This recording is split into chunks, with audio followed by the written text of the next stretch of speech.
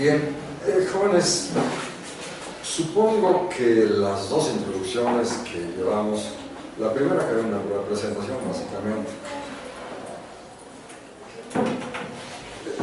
la anterior que fue, digamos ya, la caracterización del conjunto de la obra, supongo que con eso hay bastante para poder entrar realmente. Envió el video el profesor Arturo y lo vi con espíritu crítico y justo yo me quedé un poco insatisfecho, se fue el tiempo y no pudimos entrar a los libros. Ahora, ¿qué hay que hacer? Entrar a los libros. Yo les pedí, y voy a reiterar, a Hegel no se le puede comprender de oídas, hay que entrar. La metáfora obvia, no podemos aprender a nadar en el pizarrón. Entonces tenemos que, y todos tuvimos esa experiencia, entrar al agua y tragar agua y todo lo demás. Acá no se van a ahogar, de pronto van a quedar medio pasmados, medio, que no está mal. Vi el domingo a mi amigo que se quedó en París, Alejandro Rojas, quien me invitó. Yo le pregunté, cuando ya oye algún seminario sobre Hegel, ya me dice Labarrière, yo estoy asistiendo, llegamos con Labarrière, y supongo que lo dije en la ocasión anterior, le comentaba con Alejandro y otro amigo que estuvo allá, un grupo de derechos humanos. Primera sesión te seduce la sabiduría de Labarrière y de Hegel, por supuesto, la grandeza. Segunda sesión te cachetea, soy un ignorante, no entiendo nada. Y encontrarse con el hecho de que somos ignorantes y que no entendemos nada es una gran ganancia.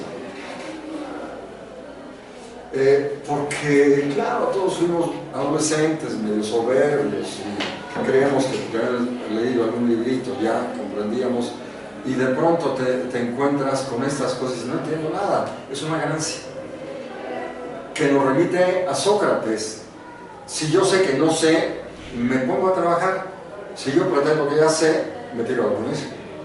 Y entonces descubrir que somos ignorantes es una gran ganancia que nos pone a la disciplina de tratar de resolver esa ignorancia.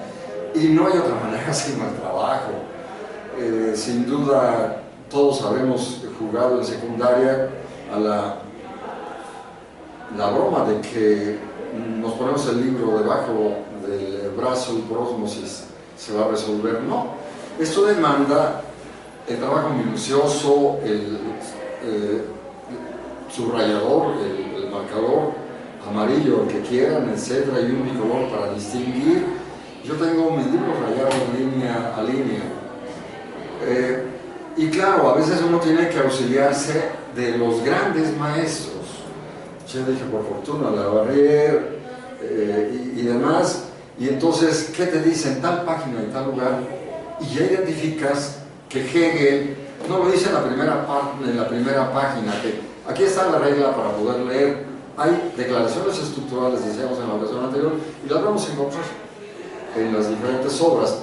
Hoy no quise cargar más libros y simplemente abrí mi ejemplar de la ciencia de la lógica para ver si mi memoria no estaba confundiendo. Es efectivamente la página 511 que dice lo que dibujabas al pizarrón. El concepto es tercero respecto del ser y la esencia. Ser y esencia constituyen momentos de su devenir. Por lo tanto, el ser y la esencia constituyen la exposición genética del concepto. Es una declaración estructural de enorme importancia, que si no lo localizamos, andamos confundidos en medio de palabras difíciles, de conceptos difíciles y de frases profundas, pero que también demandan un esfuerzo de pensamiento para poder comprender. Eso lo aprendí con Labarrière y eso lo hago. El método que yo utilizo, al que yo recurro, es el método Labarrière. También mi maestro Henri Lefebvre exponía una tesis y luego hablaba de múltiples cosas para poder ilustrar lo que esta tesis significa. En algún lugar, en Toluca, algunos amigos me decían, eres un chapulín, saltas de un tema a otro, pero con una lógica, con la intención de ilustrar. Y claro, les decía que escribí ahí algo esto de la ruta de lectura, les comentaba, que viene como que al final del prefacio. Yo alguna vez leía ciertas novelas de manera paciente para vivir la emoción que nos lleva a un desenlace, pero luego uno puede leerlos al revés, comenzar por el desenlace para ver cómo se va armando la trama que nos lleva allá. Bueno, este es un truco para la lectura de Hegel. La fenomenología es una obra difícil porque nos dice sujeto, objeto, no, al revés, primero objeto, sujeto y luego relación sujeto-objeto, y la complica cada vez más. Y si no comprendemos esa estructura, nos perdemos. En una página dice sí, en la otra dice no, y en la segunda y en la tercera dice sí y no al mismo tiempo, para más o menos ilustrar. Esa es la gran dificultad de la lectura de la fenomenología, que si no tienen un maestro, les platiqué mis primeras presentaciones como autodidacta, de muchas cosas que había aprendido como autodidacta, pero con Hegel no, por esto que estamos diciendo. Y bueno, ya Labarrière nos llevaba de la vieja edición del fondo, 397. Entonces nos dice las figuras de la conciencia, conciencia, autoconciencia, razón, espíritu, religión, saber absoluto, y algunas cosas más, y entonces ya te percatas de que hay una estructura en movimiento, reiteremos, en esa obra, y si comprendes esa estructura ya te puedes mover al interior. Yo recuerdo igual mis primeras experiencias, mi hermano mayor nos llevó a Iztapan a tirarnos al agua, y ¿cómo le haces? Pues vas agarrando la orillita, porque de lo contrario te medio ahogas. Bueno, algo similar tenemos que hacer acá, ir agarrándonos. Pero la obra de Hegel tiene agarraderas, para seguir con esa metáfora, que son esas declaraciones estructurales. Entonces ahí, sobre todo, decíamos, ahora sí al libro, y solo uno de ustedes trae el libro. ¿Por dónde comenzamos? Pues es prácticamente obvio, por el índice. Veamos la gran estructura. ¿Y con qué nos encontramos? Con esta gran visión caracterizaba yo en la ocasión anterior. Primera parte, ciencia de la lógica; segunda, filosofía de la naturaleza; tercera, filosofía del espíritu, y ahí espíritu subjetivo, espíritu objetivo, espíritu absoluto, y ahí, si vamos a mayor detalle, Estado, familia, sociedad civil y Estado, el espíritu objetivado, el espíritu cristalizado. Y entonces Lorwi dice que mi trabajo, Guillermo Almeida, y en la presentación que hice la semana pasada en la UACM, un colega que escribe en la jornada, ustedes conocen, que tiene una historia, tuvo que salir de su país, Uruguay, huyendo de la dictadura, y es un hombre, Gadamer dice, digamos de manera sencilla, aunque no es exacto, quien es seguro de sí mismo puede ser generoso con nosotros, incluso en su valoración y reconocimiento. Los inseguros no son generosos ni hacen reconocimiento, porque, vamos, la inseguridad lleva a una rigidez de pensamiento y a un bloqueo de la comunicación. Y quienes ya tenemos 45 años tengo de profe, y bueno, azares de la vida y demás, el diálogo con los hermanos y otras cosas, y bueno, ya le hablo de mi propia experiencia, el cristianismo de avanzada y cosas de este orden. Pues yo aprendí que era mejor aliarse con los compañeros inteligentes y destacados, porque podríamos en una alianza lograr más cosas que nuestra soberbia individualizada. Y en una lectura de obras difíciles como esta, no solo un maestro, sino cuando tienes compañeros con quienes estás tratando de comprender una obra, ya lo enriquece. Lo que no entendí yo, lo entendió él y nos va explicando. Bueno, tenemos justo para caracterizarlo la segunda sección: espíritu objetivo, derecho, propiedad, contrato, moralidad, eticidad, familia, sociedad civil, Estado. Tercera sección: espíritu absoluto, arte, religión, filosofía. Y bueno, todo lo anterior es, pudiéramos en el propio índice hay un concepto previo, una formulación previa donde caracteriza lo que significan corrientes filosóficas que le preceden, o momentos de la historia de la filosofía que le preceden, el empirismo y la filosofía crítica, y luego pasa a caracterizar la lógica o presentar los grandes momentos también de la construcción de las categorías lógicas. Doctrina del ser, cualidad, cantidad, medida. Segunda sección, doctrina de la esencia, lo veremos en su momento. Identidad, distinción, fundamento, existencia, fenómeno y algunas cosas más. Relación, realidad efectiva, que aquí se traducen bien porque, bueno, Labarrière y bueno, en general lo más avanzado en el mundo francés traducen Wirklichkeit como efectividad. Wirk, vemos el diccionario alemán, es efecto. Y entonces, bueno, podríamos adelantar. Yo oía a mi abuela y a las abuelas: tómate ese tecito que es muy efectivo. Entonces, ¿qué es? Hay una eficacia. Entonces, aquella frase famosa, mal traducida y mal interpretada, de todo lo real y racional, está mal traducida. Es todo lo real es efectivo y todo lo efectivo es racional. Todo lo racional tiene una efectividad, tiene efectos. Y toda la realidad efectiva es racional. ¿Qué significa? Es lógica. Es el logos. O sea, toda realidad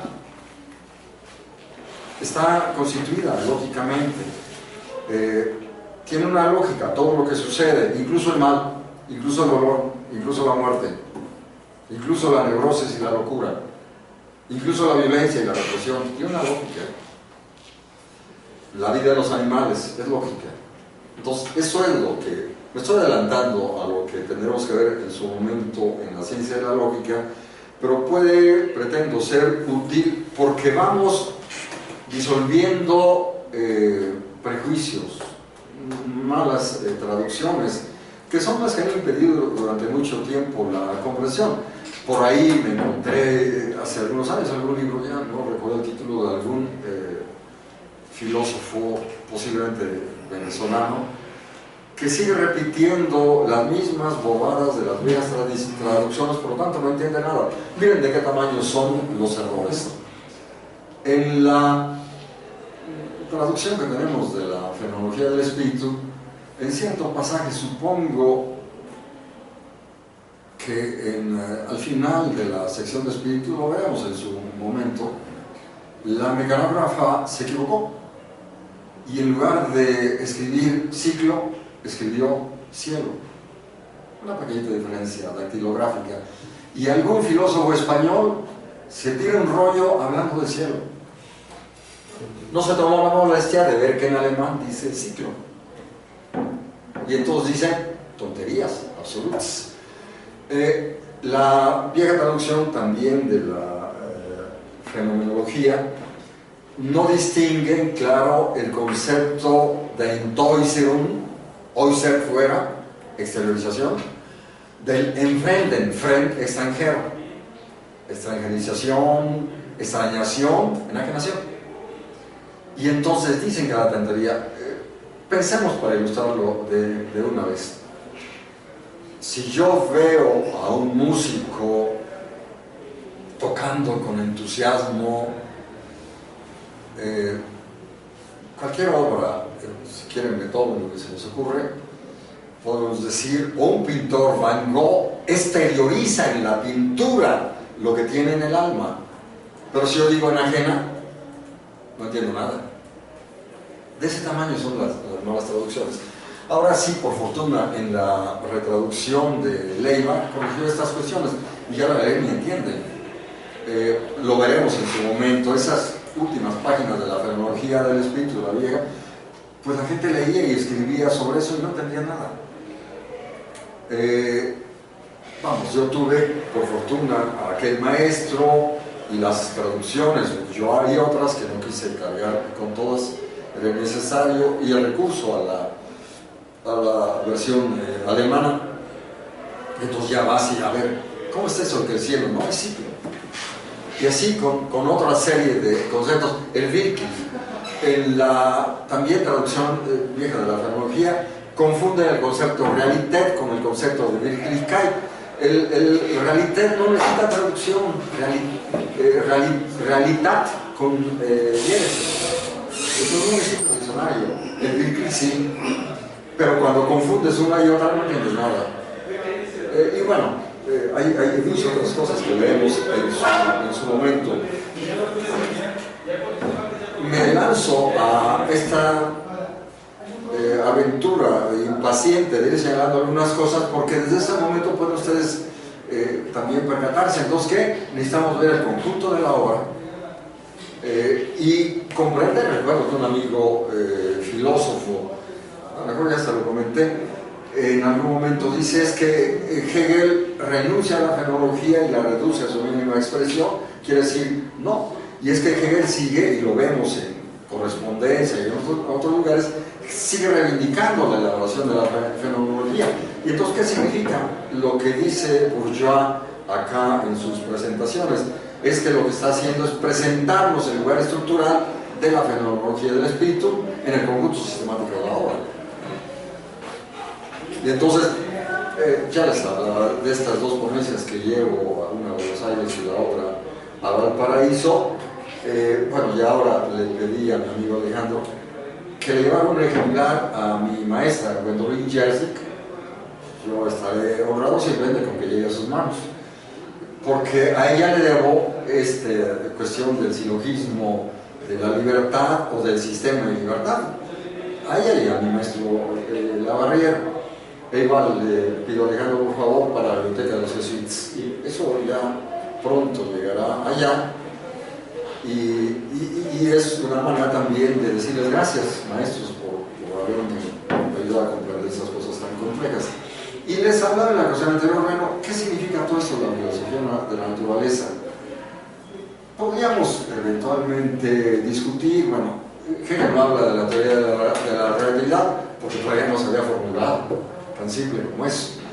Y de todos los avances de la física y la química, y la astronomía y todo lo que quieran, y Darwin, pero Hegel había leído a los que preceden a Darwin, Linneo, por ejemplo, y bueno, lo que otros, incluyendo a Humboldt, habían trabajado sobre estos temas. Entonces se ha apropiado lo más avanzado, y él no se mete a discusiones. Alguna vez en algún seminario algún físico quiso discutir estas cuestiones. ¿Hegel está equivocado acá? Bueno, y qué decir, Aristóteles no supo todo lo que se escribió después de que murió, o más, otros tantos. Entonces, querer corregir el pequeño dato de lo que un siglo después se comprendió, eso fue un juego de niños, evidentemente, ¿no? Pero, ¿qué significa? Decíamos, preguntábamos, que hace preceder la filosofía del espíritu de la filosofía de la naturaleza. Lo voy a decir de memoria, de rato abrimos el libro. Es que él sabe que la cultura está encarnada en individuos de carne y hueso, y que la posibilidad de desarrollo de la cultura y del espíritu está precedida por una evolución de las especies complejísima, que ahora nosotros podemos comprender y datar como que los arqueólogos han hecho. Pero Hegel tiene una aguda intención filosófica y ha leído lo más avanzado de su época, de manera que puede extrapolar y deducir muchas cosas de las cuales no sabíamos la fecha. Eso que hablábamos Atapuerca, pues ni siquiera Marx se enteró de eso, ni Darwin. Y podemos criticar a Darwin, por supuesto, con algunas de sus formulaciones, cuando sabemos Atapuerca, Neandertal, y se puede datar la manipulación primera del fuego, 700.000 precristo, y todo lo que significó esta devenir de la humanidad. Y desde ahí queremos criticar que Hegel no conoció, es un juego de niños eso, que no tiene mayor sentido. Entonces, lo que sí tendría sentido ahora, abrir esas formulaciones de la filosofía de la naturaleza de Hegel, que están también enriquecidas por las adiciones. En la versión alemana están recogidas esas ediciones, en español no las tenemos, pero Bourgeois sí tomó las adendas y las tenemos disponibles acá. Dice, el pensamiento en tanto que es el universal, siendo para sí mismo es lo que es inmortal. Lo que es mortal consiste en que la idea universal no es adecuada a ella misma. Claro, tenemos que interpretar lo que esto significa. Este es el pasaje del ser natural al espíritu. En el ser viviente, la naturaleza es acabada y ella ha concluido la paz con ella misma en el hecho de pasar a un ser superior. El espíritu es así, venido al día, saliendo de la naturaleza. Yo recuerdo haber leído formulaciones de los rusos que decían: Hegel habla del espíritu, pero no habla de la naturaleza. Señores, abran el libro y pónganse a leer. Y entonces él entiende que hay una lógica en la naturaleza,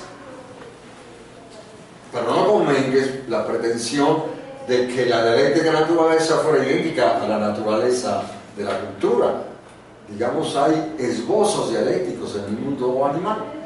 Alguna amiga cuya familia ha tenido caballos me comentaba que ella vio algún día que la yegua joven le lloró a la madre cuando murió. Los caballos lloran, yo no sabía eso. Y me hay que decir, claro, cuando analizamos eso, a mí me encantan los gatos desde niño y me llevo bien con ciertos perros que me resultan encantadores. Los golden son comunicativos, afectuosos, y hay otros, evidentemente. Entonces observa a los gatos, son celosos como nosotros, tienen, ¿de dónde vienen todo lo que podemos decir nuestros efectos naturales? De esa herencia de aquellos que nos sucedieron. En fin, nuestros instintos, ni qué decir la sexualidad.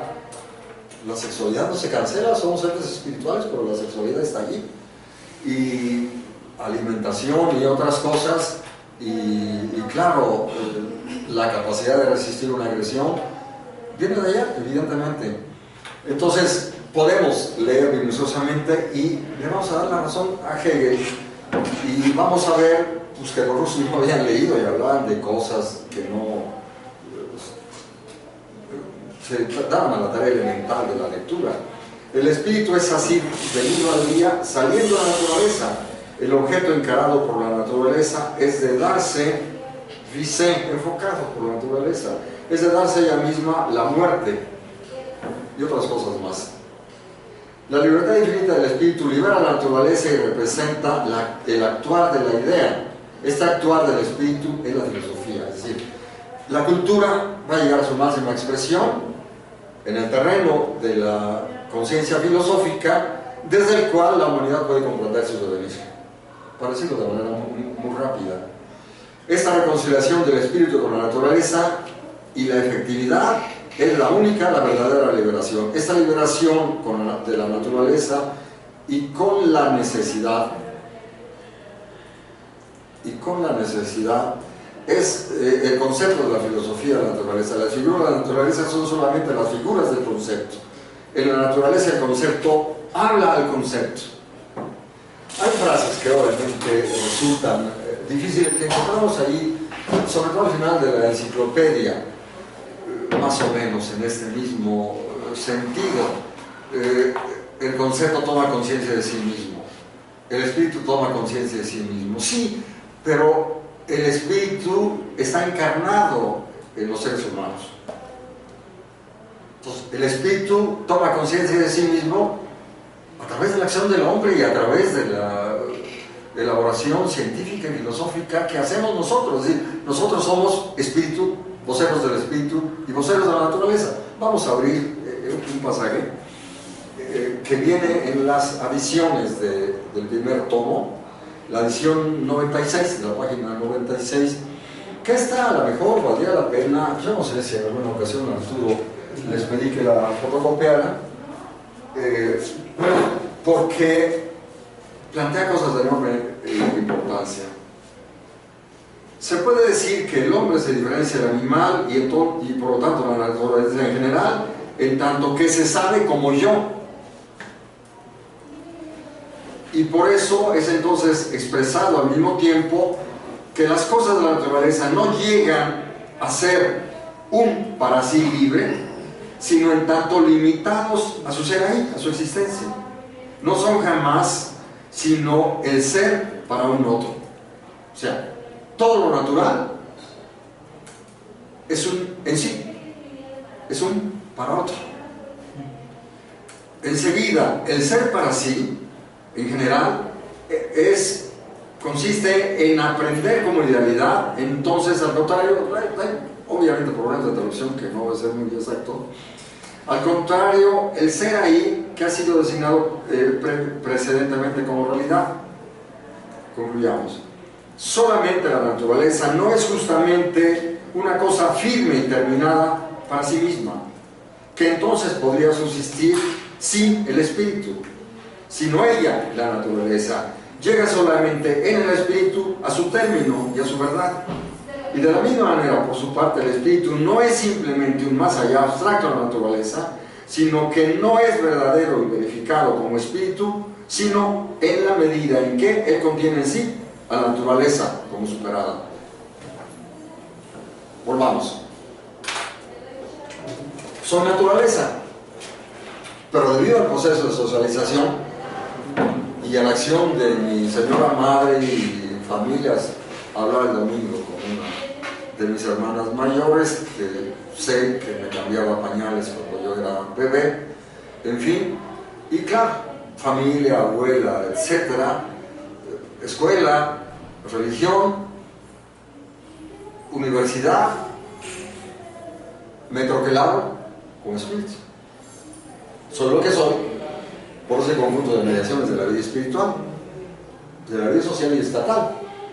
Y tengo una serie de particularidades, a diferencia, por ejemplo, digamos, de los argentinos o de los chinos, y es que nací en una época posterior a la Revolución Mexicana, posterior a Juárez, posterior a la Independencia, un poquito menos de 500 años después de la conquista, con una cultura mestiza y otra serie de cuestiones. Soy lo que soy, más o menos diría Hegel, porque formo parte de un Estado, con un sistema educativo. Aquel que en ese momento, cuando yo era niño, digamos por ahí de los años 50, había instituciones educativas muy avanzadas, nos educaban. Y teníamos una alma mater muy generosa que por unos cuantos pesos nos daba inscripción y profesores no demasiado buenos, pero con todo, bibliotecas y otras cosas más. Y bueno, después, obvio, le debo mucho a la Universidad Francesa, una beca del gobierno francés a la que debía haber yo también agradecido ahí en mi propia publicación. En fin, y claro, le debo a mi maestro Lavarier y mi maestro Henri Lefebvre. Sin lo que pude aprender con ellos, no hubiera podido escribir estas cosas, ni podría yo, sin la obra de Bourdieu, poder explicar lo que puedo hacer. Entonces, yo tengo una deuda con generaciones anteriores. Soy espíritu porque generaciones anteriores colaboraron en que yo me constituyera en lo que soy, y eso vale para cada ser humano en cualquier rincón del planeta, con las especificidades de China, de Japón, de Alemania, de Argentina, de Brasil y de cualquier otro rincón del planeta. Pero somos espíritu porque somos naturaleza. No podríamos ser percheros de espíritu, pero no cualquier ente natural está constituido con las características propias de neuronas, de cuerdas vocales, etc. Escritura, claro, le debemos a los que inventaron la escritura y a muchos otros más, ¿no? Claro, a los griegos, a los romanos. Entonces, somos, y claro, el propio Alejandro Magno tendría que decir, todo se lo debo a Aristóteles, que fue mi maestro. Y Napoleón, todo se lo debo a mis maestros y a otros que le precedieron en el proceso de la revolución. Y Robespierre podría decir, todo se lo debo a mis maestros. Y Emiliano Zapata y Francisco Madero y Francisco Villa, con sus singularidades, en fin, y entonces somos producto del devenir histórico. esto no lo leyeron los rusos, ni la enorme mayoría de los llamados marxistas-leninistas, que siguen diciendo nosotros los materialistas, y no han comprendido eso que acabo de leer. Y bueno, vendrán debates ahora que hay en la presentación del libro, un pequeño debate con Manuel Aguilar Mora el jueves de la semana pasada en la presentación en la UACM, y vendrán otros, y yo ambiciono, hoy aparece la convocatoria en el correo ilustrado, estaremos hoy en la tarde con un grupo de ciudadanos, Brújula Metropolitana, y toman, qué bueno, esta frase que yo le tomé prestado, lo hablaba con mi amigo Alejandro, a Monsieur Jacques Dont, que escribió una biografía de Hegel, y en el subtítulo, en la portada interna, dice filósofo del debate y del combate. Yo modifico, la dialéctica es la filosofía del debate y el combate. Y bueno, ya más o menos argumenté por qué sostengo esto, y yo diría, hoy estamos surgidos de herramientas filosóficas para el debate y el combate. Conversaba ayer con alguna amiga y le digo, es que este texto que yo produje pretende ser algo así como un, corrígeme, GPU. ¿Qué es? Vía satelital, dime, Dios mío, dónde estoy parado, porque no entiendo qué pasa. Y a ver, Jehová, dime cuál es el camino, porque el Jehová que está ahí en el satélite, ¿no? No entiendo cuál es el camino. Y claro, en el auto le ponemos y nos dice derecha, izquierda, y en la carretera nos dice muchas cosas, ¿no? Etcétera, etcétera, ¿no? Y claro, hasta la voz y nos dice, supongo que a lo mejor los alemanes habrán metido algún reglamento que diga carretera congestionada porque llovió o granizó, supongo que habrá cosas así, o baches adelante, cosas de este orden. Entonces, lo sigo socráticamente comentando. No soy yo lo único que hago es tomar las herramientas de los gigantes, que y todos estos de los que he hablado, pero pretender que yo sea igual a ellos, no, o sea, sería una soberbia infantil. Y a mi edad más me vale ser socrático para no hacer el ridículo y darles a ustedes motivos para reírse de un pretencioso. Pero más lo hago también con la intención didáctica, cuando digo, y yo alguna vez sostuve tal o tal tontería, lo que les quiero decir, no se preocupen si en sus interpretaciones dicen que otra tontería, son corregibles siempre y cuando nos mantengamos alerta y no caigamos en la soberbia, porque sí he visto por ahí algunos colegas que pronto ya leyeron tal libro de Hegel y ya se creen divinos y ya se creen con derecho a despreciar y a montarse en su propia soberbia para constituir un hegelianismo dogmático que no tiene que ver con la obra de Hegel, que rechaza todo a priorismo. Soberbia, como los muchos marxistas que creían que ya montados en el apellido de tal hombre podían pontificar lo que era o que no era la realidad, lo que era o que no era la revolución o cosas de este orden. Entonces, bien, con esta presentación ubicamos cuestiones fundamentales y claro, si abrimos el conjunto de la lógica, tienen que hacerlo. O sea, yo puedo decirles cómo nadar, pero que tiene que clavarse en la alberca y patalear y manotear para no tragar demasiada agua y no ahogarse, son ustedes. Y quienes tienen que también, a lo mejor en ese pequeño ejercicio socrático, le ven a un gigante y no entienden nada, pero ya están en camino para... Yo he usado una metáfora. Si nos montamos en un perrito faldero, Augusto Comte, perrito faldero del poder burgués postnapoleónico, pues no van a ver mucho. Pero si suben a los hombros de un gigante, Hegel, entonces van a tener una gran capacidad de visión. Michel Lowy, en su librito sobre teoría del conocimiento, recurre a una buena metáfora que es más o menos en herencia lukácsiana, Y yo creo que todos tuvimos alguna vez experiencia. Recuerdo de niño subir por ahí algunos cerros acá en mi pueblo. Imagínense qué se ve desde el Everest. Entonces, la capacidad de visión que tienes desde lo alto de la montaña, puedes ver muchas cosas que el pobre diablo que está abajo no ve nada. Entonces, dime dónde estás parado y te digo lo que ves. Dime en términos de clase, dónde, y te digo lo que estás viendo. Dime en términos hasta de la formación profesional, el oficio, etc. Te digo tus capacidades visuales o tus capacidades comprensivas. Volvamos, pues, los ingenieros que no se han abierto a una búsqueda más amplia de la cultura, pues todo lo ven cuadriculado. Y los materialistas pretendidos marxistas, todo lo ven cuadriculado, solo ven materia, porque sus anteojeras no les permiten ver muy lejos. Quien ha tomado anteojeras dialécticas, al ser humano no lo vemos como materia, como un animal, lo vemos como sujeto-objeto, lo vemos como espíritu, como cultura. Somos cultura ambulante. Somos espíritu. Los materialistas somos materia. Y ese ser materia no implica solo la lectura, sino tu propia relación con el mundo y tu propia relación con los otros. Si solo ves a los otros como animales, pues la mujer es una hembra y salta sobre ella. Si a todo lo vemos como cosa o mercancía, pues todo es mercancía. La mirada del capital, hoy, neoliberal, todos somos mercancía, secuestrable, descuartizable, vendible en el mercado. La mirada del capital es absolutamente bestial,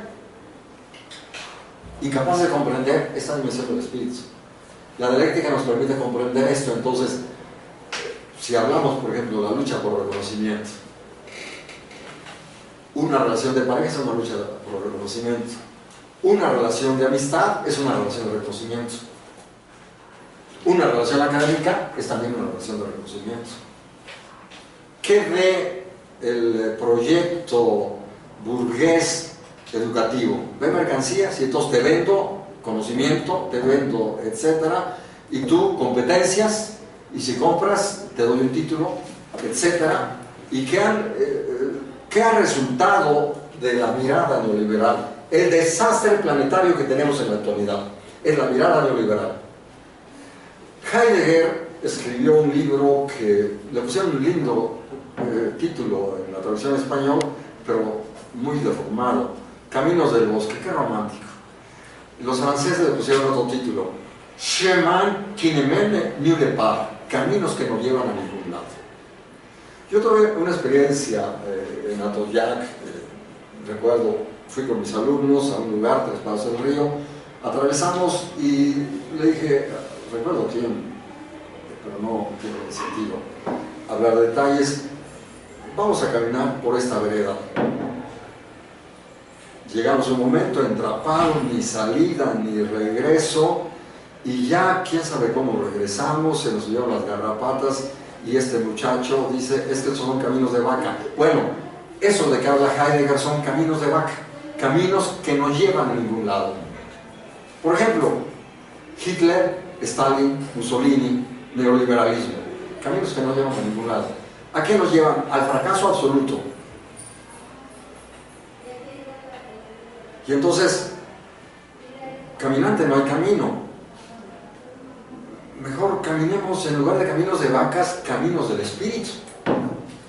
Y entonces, si vemos ahora, en este desafío que tenemos en México, en esta enorme confusión de líderes, de organizaciones, pero también de académicos, ¿qué es el Estado?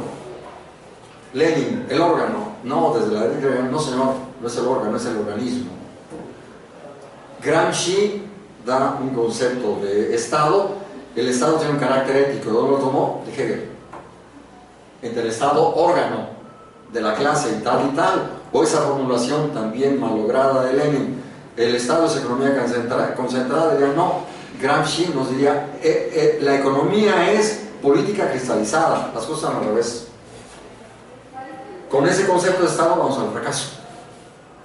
Con ese concepto de política no puede dejar de fracasar, Yo advertí y señalaba sobre el PRD, no puede dejar de convertirse en un fracaso estrepitoso y asqueroso.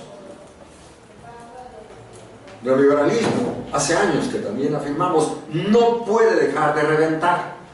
Ayer un experto en ecología, yo creo que lo mandé ayer el correo, Toledo escribe algo sobre ecologismo o algo así, dice, estamos en el límite. Los expertos en ecología, los más picudos, estamos en una situación límite. Un poquito más y resultará irreversible. El calentamiento de la Tierra, el derretimiento de los polos, la extinción ya. Hoy aparece una foto de que por ahí como 300 tortugas quedan atoradas en una red. La lógica del capital, o sea, no importa, y algunas veces el día de antier se meten a un terreno, a un santuario de tortugas. Es la mentalidad, y se meten a hacer sus fiestas en las pirámides y demás, y hacen destrozadero, porque para ellos la pirámide es un negocio, la pirámide no es una obra de la cultura y del espíritu. Para nosotros una pirámide es cultura y es espíritu, para ellos es negocio. Son miradas contrapuestas. Y entonces, desde ahí, ¿por qué pongo estos ejemplos? Porque creo que si nos damos cuenta a dónde conducen las miradas castradas de un pseudomarxismo castrado, de un Marx eunuco. Bueno, me preguntaba el austriaco Stefan, que hace un año nos trajiste o algo así, ¿no? Y acá y nos llevaste al castillo de Chapultepec. ¿Por qué hablas de Marx eunuco? Porque es lo que quieren. O sea, un Marx eunuco no va a embarazar a nada, y según las historias de China y de otros lugares, para que las princesas no fueran embarazadas sino por el emperador, pues hay que eunuquizar. Pues los rusos eunuquizaron a Carlos Marx. Y claro, ese Marx castrado no convence ni seduce a nadie. No sé qué pasa en términos biológicos y demás, los médicos nos dirían. Parece que el propio proceso de seducción implica, como los animales, la pasión despide cuestiones bioquímicas que el olfato percibe y demás, y entonces no solo la vista de un cuerpo y demás, sino no cualquier cuerpo nos seduce, sino hay algo más complejo.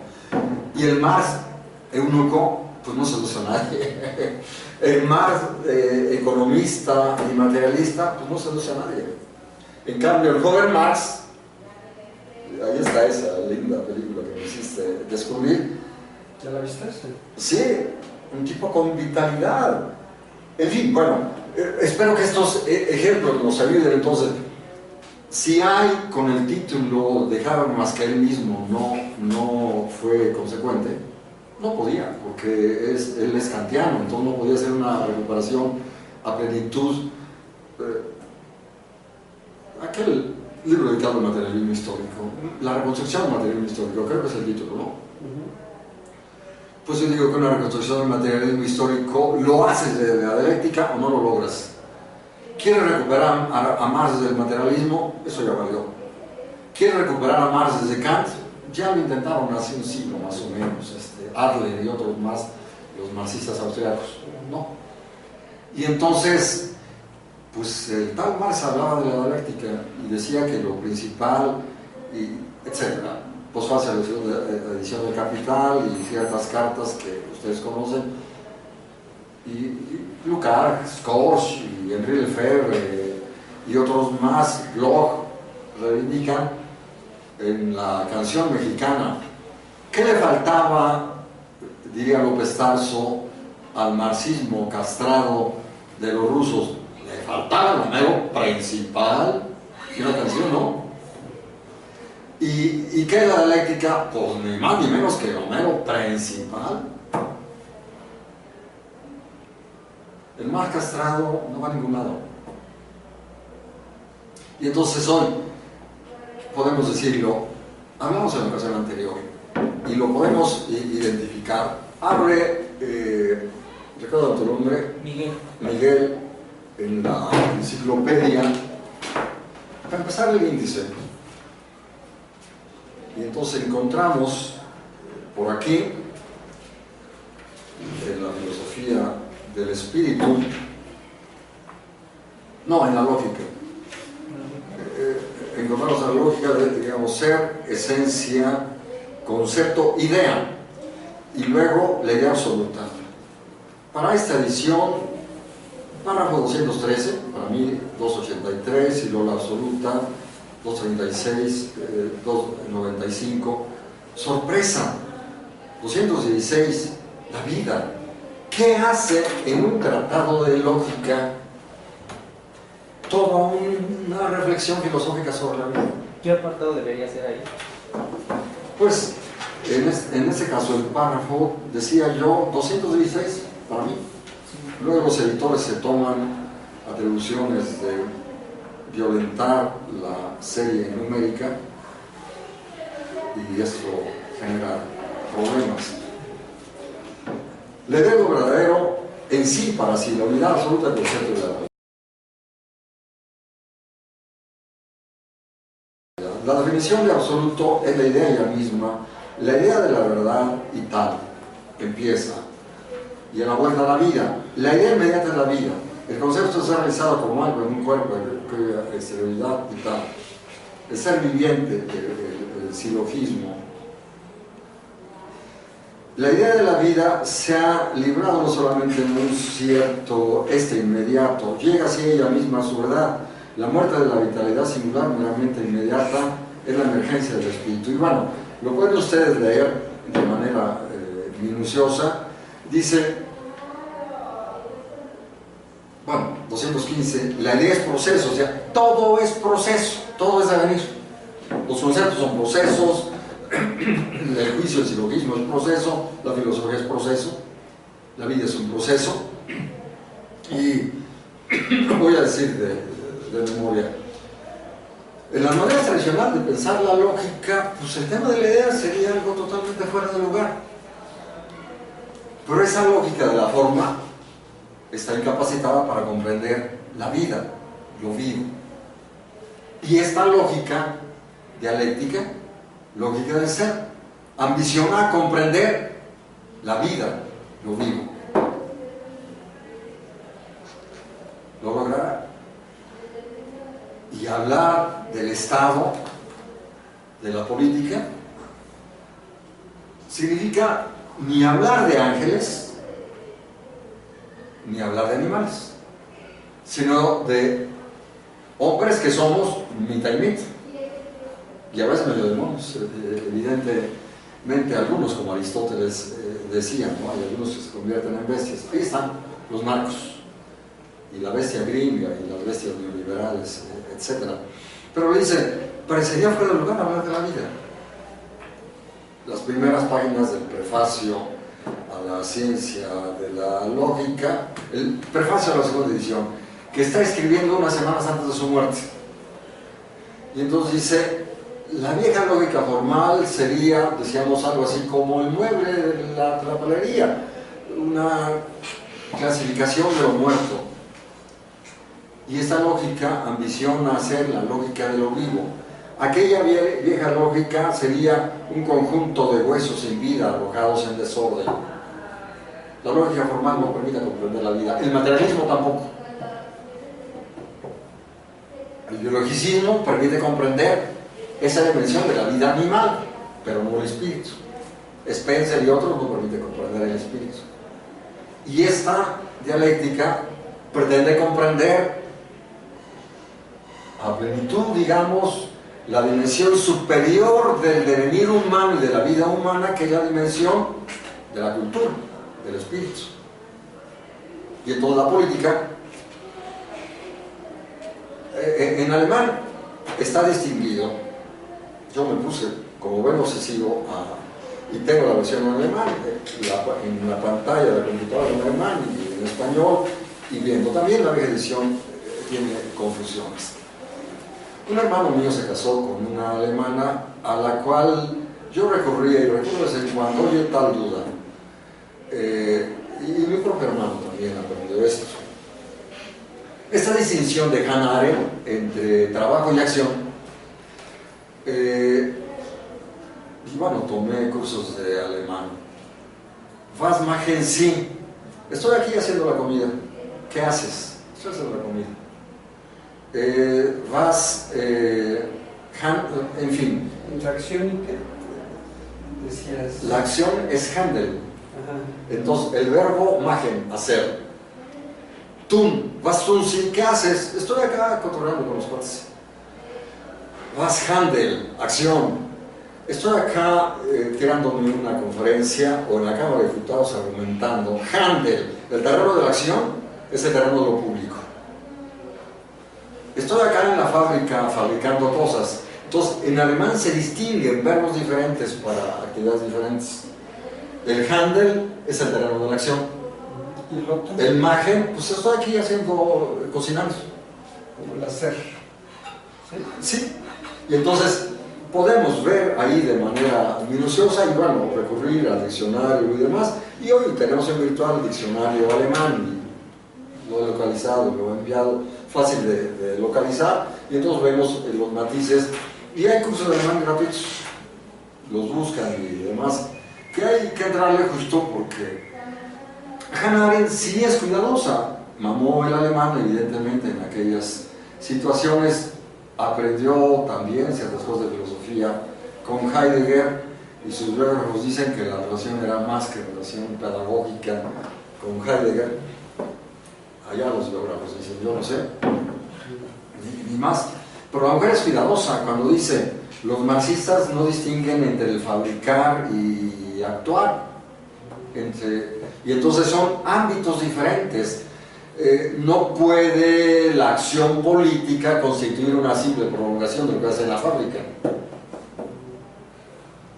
Y claro, ahí tenemos que discutir con Hannah Arendt si habrá que clausurar la política. Hannah Arendt dice, clausuramos la política, estamos clausurando la vida propiamente humana, el terreno de la acción. Y entonces ya acabamos en un totalitarismo. Stalin o Hitler. O eso que están haciendo los neoliberales, nos arrebataron la ciudadanía, estamos rebeldes diciendo queremos ser ciudadanos, pero esa ciudadanía no la logran sin conceptos, sin teoría, sin filosofía, sin comprender qué es el Estado. Ese es el desafío que tenemos hoy.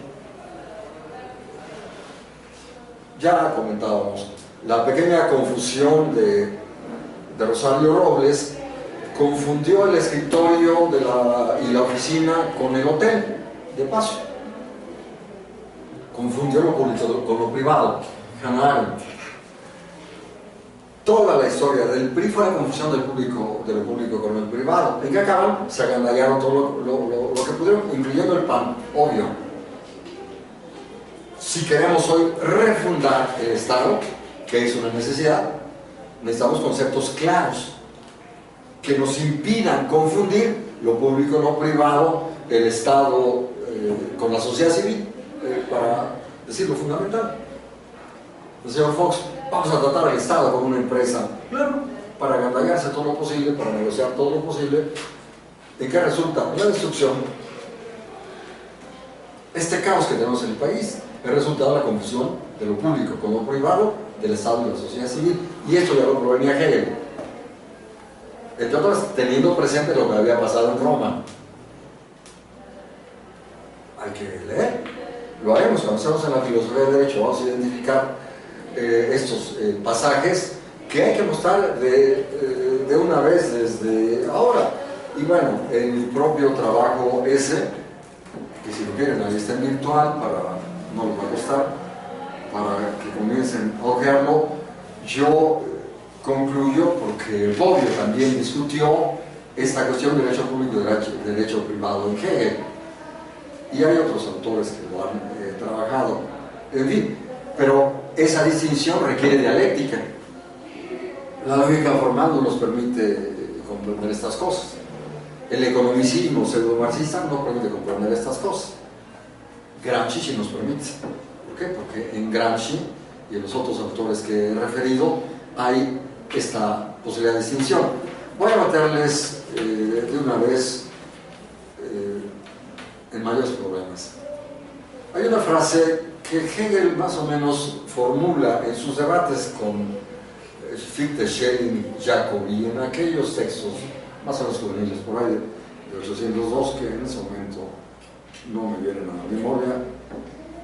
Digamos de manera más o menos simple, la dialéctica consiste en la posibilidad, digamos, capacidad de comprender la identidad y la no identidad. ¿No entendieron nada? No se preocupen. La posibilidad de distinguir lo idéntico de lo diverso. En la lógica, cuando aborda estos temas de la identidad y la no identidad, dice, dos gotas de agua aparentemente son idénticas. Yo diría, si hoy las vemos al microscopio electrónico, vamos a encontrar su diferencia. Y dos hojas de agua.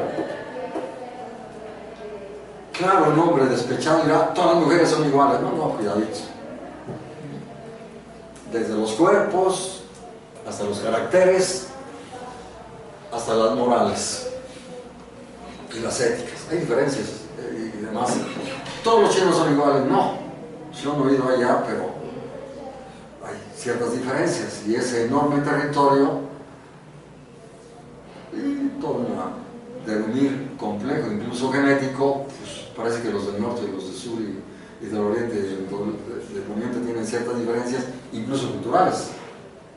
Y que no todos hablan el mismo chino, sino hay chinos diferentes. En fin, entonces, esto es lo que significa esta frase de identidad, la identidad y la no identidad. Parece un trabalenguas absolutamente inútil, ¿no? Y entonces nos encontramos, si quieren, para discurrir en ese momento un poco, primero caracteriza la identidad. Dice, pero la identidad se quebranta en diversidad. Todos contra Porfirio Díaz, órale, pero luego esos todos son diversos. Todos contra el rey y la aristocracia, bueno, contra el rey primero en el proceso de la Revolución Francesa, pero apenas apresan al rey y lo pasan por la guillotina y se desarrolla la diversidad. Y todo el tercer estado parece único, pero lo observamos con microscopio y vemos una serie de grandes diversidades. Y entre los que eran medio amigos en un momento, se generan diversidades. Y similar para el proceso ruso y para el proceso chino. La identidad se quebranta de diversidad. Y luego la diversidad deviene oposición. Y esta oposición deviene contradicción. Esa es la dialéctica, que no se reduce a la unidad y lucha y las 3 o 4 caricaturas rusas o chinas. Es sumamente complejo todo esto. Y entonces, bueno, cuando analizamos de manera más o menos minuciosa la gran estructura lógica de la ciencia de la lógica, vemos que se trata, digamos, de la presentación de los conceptos y categorías lógicas que Hegel nos ofrece en su obra, que es la recuperación de la vieja lógica formal, pero aquí estructurada, recuperada como una lógica ontológica. Y entonces comienza hablando del ser y luego de la nada y luego del devenir. Son categorías lógicas, sí, pero en esta dimensión de lógica ontológica adquieren otra serie de dimensiones. No traigo conmigo la ciencia de la lógica, ahí la tienen escaneada, página 511, y repito, el concepto es tercero respecto a la serie de la esencia, porque serie de esencia son momentos de su devenir. Por lo tanto, la doctrina de serie de la esencia constituye el devenir genético del concepto, la exposición genética del concepto literal, ¿no? Y entonces, cuando Hegel llega al momento del concepto, previo desarrolló la doctrina de la esencia, metafísica, y previo desarrolló la doctrina del ser, ontología. Pero aquí, claro, tendremos que más o menos tener presente lo que desarrolló en la fenomenología del espíritu. ¿Qué tenemos allí? Decíamos en la ocasión anterior, y lo podemos ver aquí también, más o menos, nos presenta el despliegue de las figuras de la conciencia: conciencia, autoconciencia, razón, espíritu, religión, saber absoluto.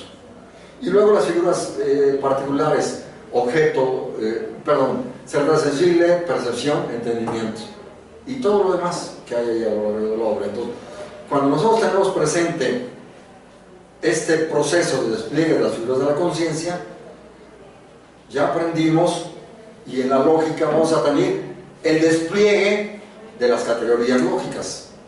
Hay un movimiento también en la lógica, una estructura y un movimiento. Fenomenología del espíritu: despliegue, movimiento estructurado de las figuras de la conciencia.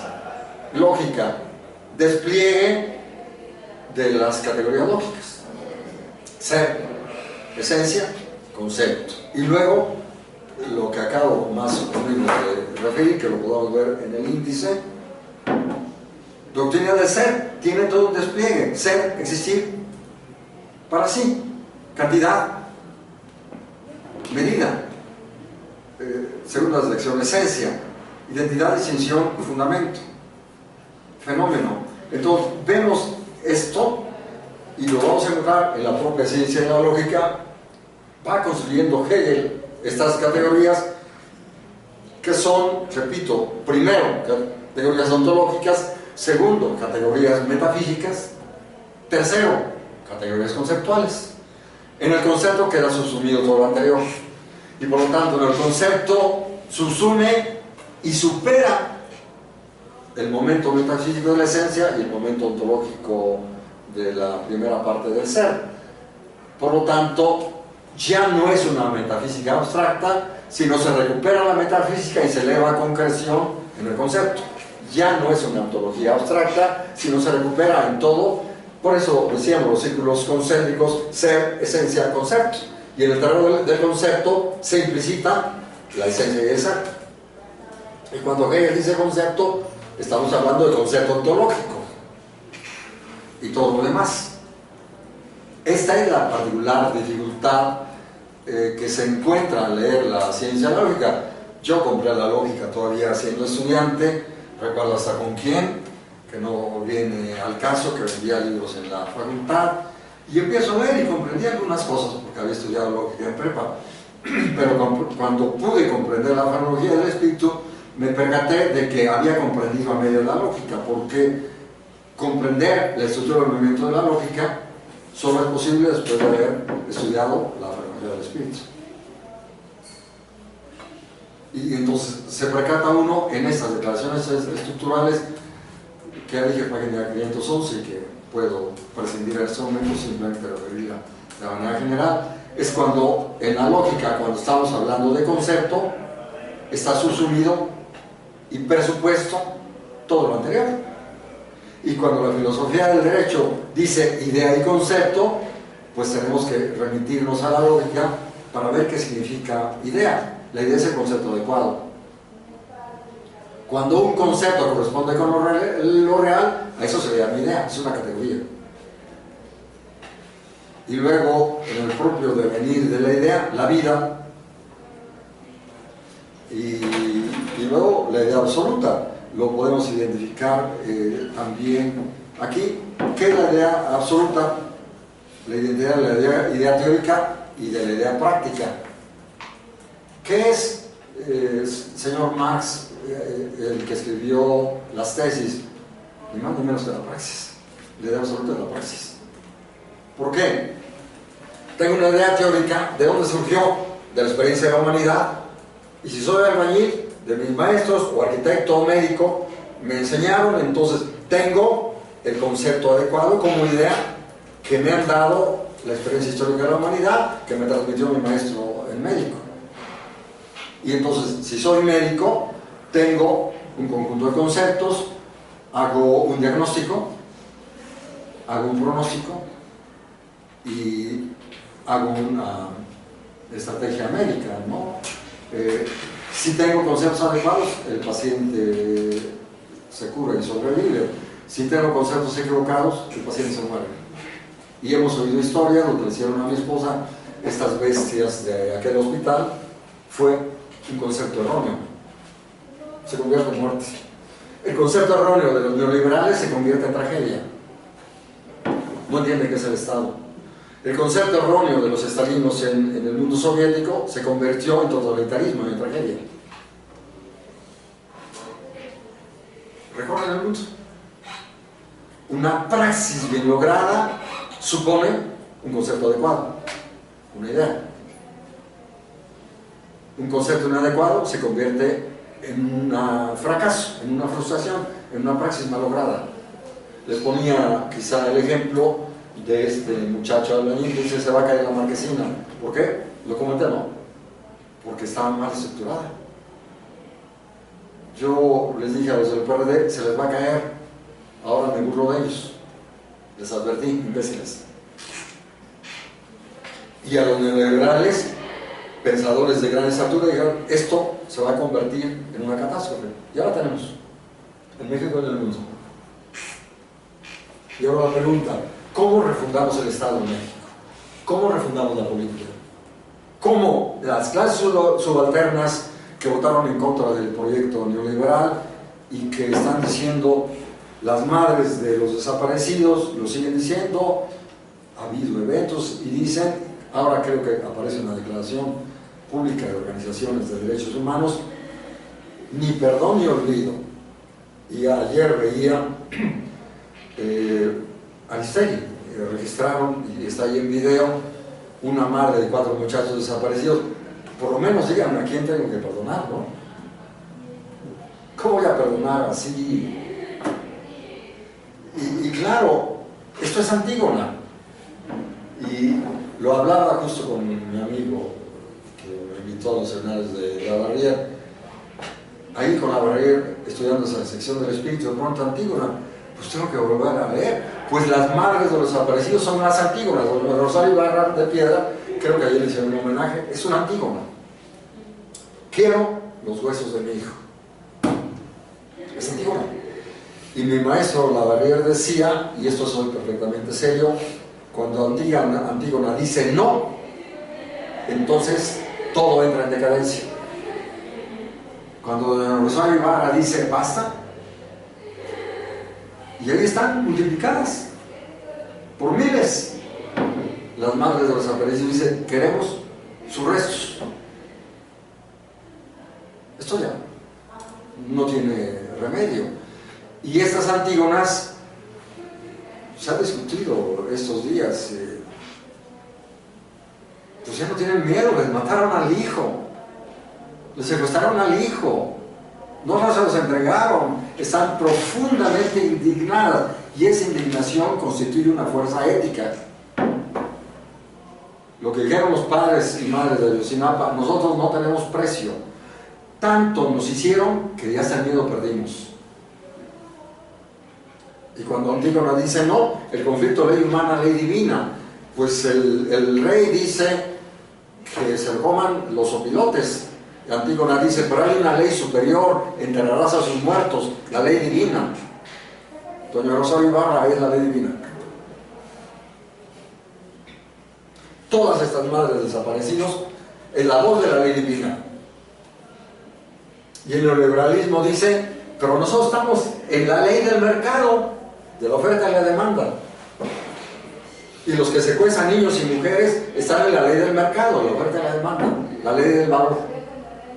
No entienden otra cosa sino la ley del valor. El oro es su Dios. El Dios mercado dice oferta y demanda. Y tú, mujer, eres una mercancía y tienes un hermoso cuerpo, oferta y demanda. Un amigo de Guerrero me comentaba lo que más o menos por ahí percibían en los periódicos. En ciertos pueblos por ahí remotos en Guerrero, de pronto se instalan antros y hay rubias. ¿De dónde las trajeron? De Polonia, de Checoslovaquia, de Rusia. Las secuestraron y demás. La ley del mercado. Y claro, esas pieles y cuerpos rubios tienen más valor que una indígena. Fuerte demanda, la escasez. Y los niños descuartizados para vender en el mercado, es la oferta y la demanda, la ley del valor.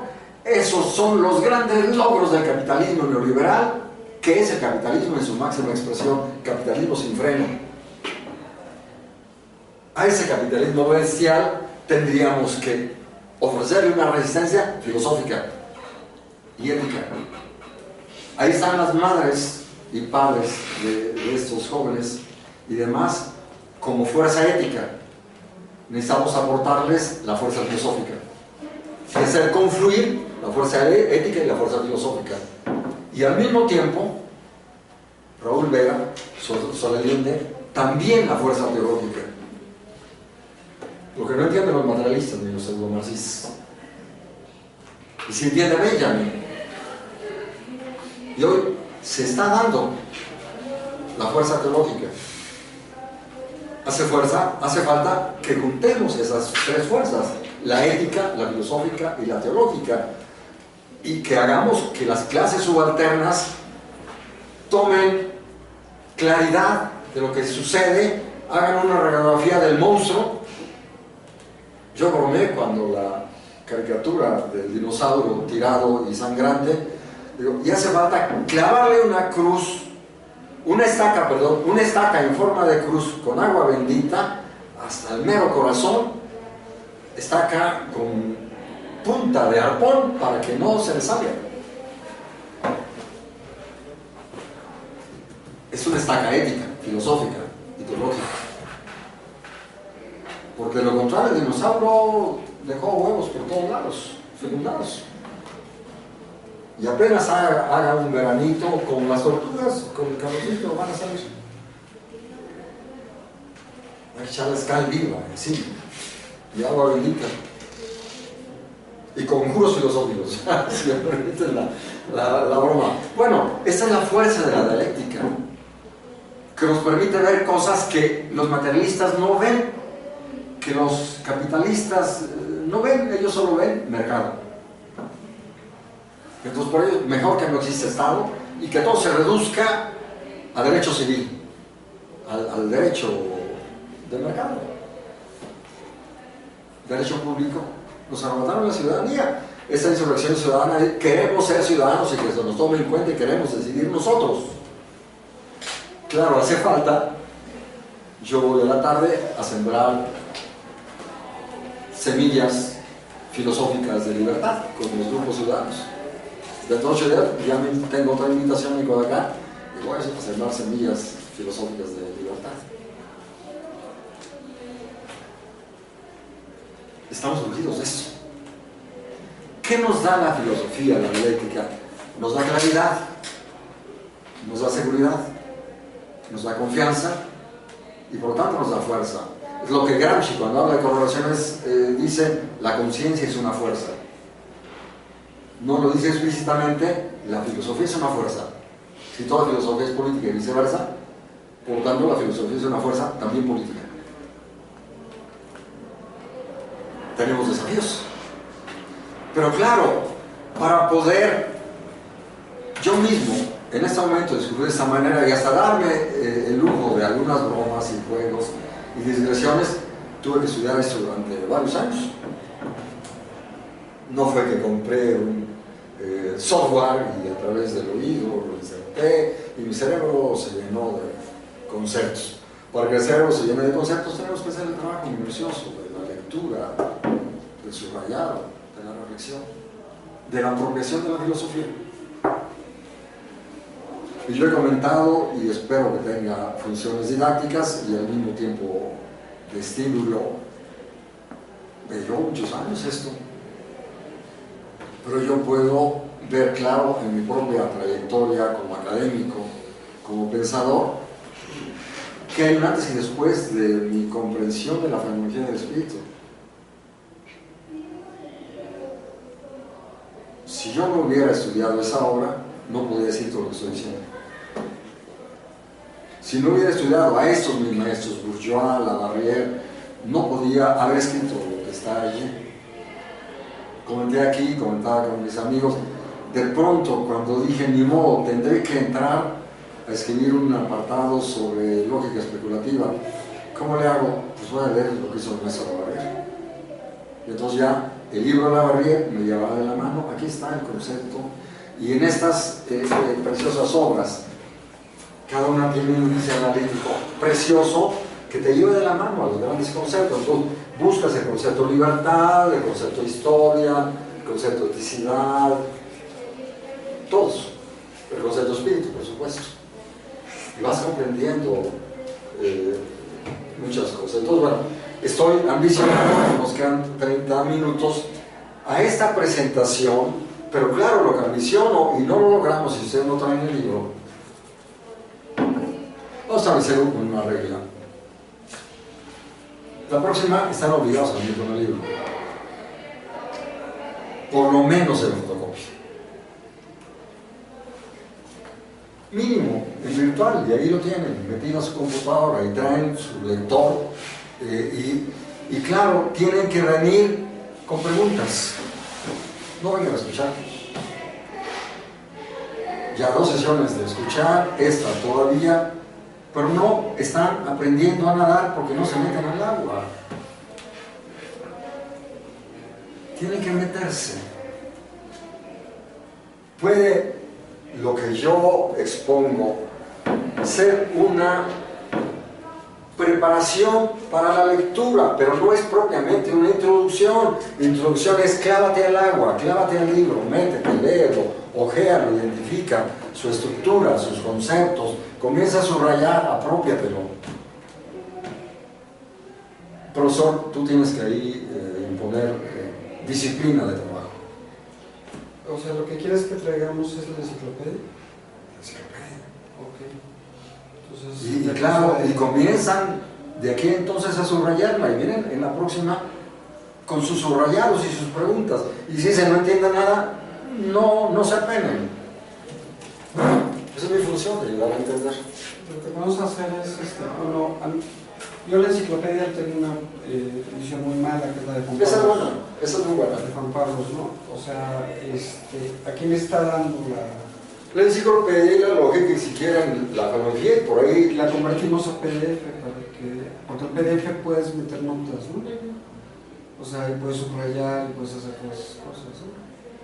Yo no sé si está en PDF, o sea, no las uso porque las tengo acá. Las convertimos en PDF, yo tengo la otra. Igual ahí está escaneado la lógica. Recuerdo, un alumno que en la facultad le presté y bueno, llegó con eso, bueno, es un buen regalo porque es una buena herramienta para los jóvenes. En fin, bueno, ahí tiene la estructura, pero yo tengo a veces que decir, el profesor puede echar maromas y explicar y profundizar y ejemplos y bromas, lo que es absolutamente imposible entrar al cerebro de los muchachos. Intento lograrlo a través de palabras y bromas, porque tiene que ser el trabajo, es cada uno de ustedes. En fin, podemos rastrear entonces en la gran estructura de la obra cómo está construida. Vamos, si pensamos ejemplos de la arquitectura, los maestros de obras y los chalanes. El chalán acarrea lo que le mandan, puede batir la mezcla y vaciarla, pero lo más importante es el concepto del arquitecto. Yo lo vi en la construcción de la casa. Y entonces el arquitecto ha hecho un gran diseño, tiene una gran estrategia constructiva. El maestro de obras es el encargado de que eso se convierta en una estructura material. El arquitecto dio un diseño conceptual, el maestro de obras se encarga de aquello y de coordinar a todo lo demás.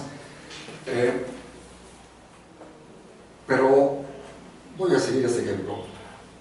Alguna vez el hijo del maestro de obras le decía alguna pregunta y este responde: ya todo lo tengo acá en la cabeza, ya estudié el proyecto del arquitecto. Es el momento ya de la economía del que habla Lukács. Y entonces, un gran chef puede determinar, vamos a hacer tal cosa, y sabe muchas cosas.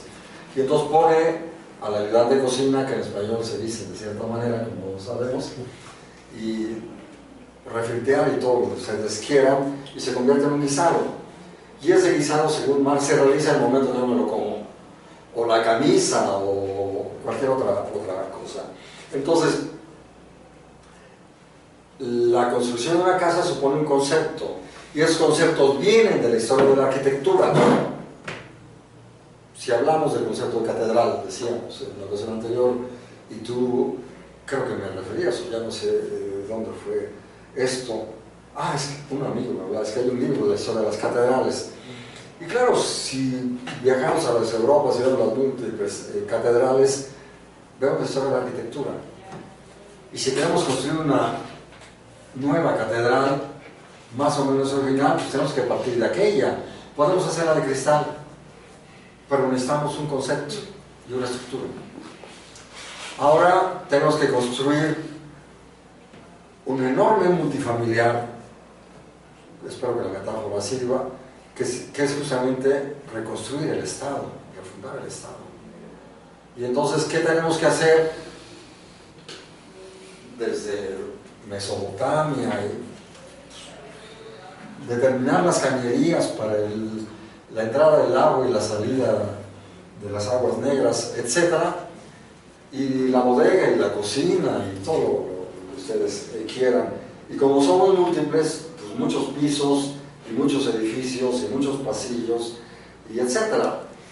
Espero que el ejemplo pueda ser útil. Estamos urgidos de reconstruir el país. ¿Cómo lo hacemos? Necesitamos arquitectos, filósofos y políticos, también economistas que hagan la organización de la alimentación y otras cosas. Y eso ya lo había dicho Platón hace 2150 años, más o menos, la República, o Aristóteles.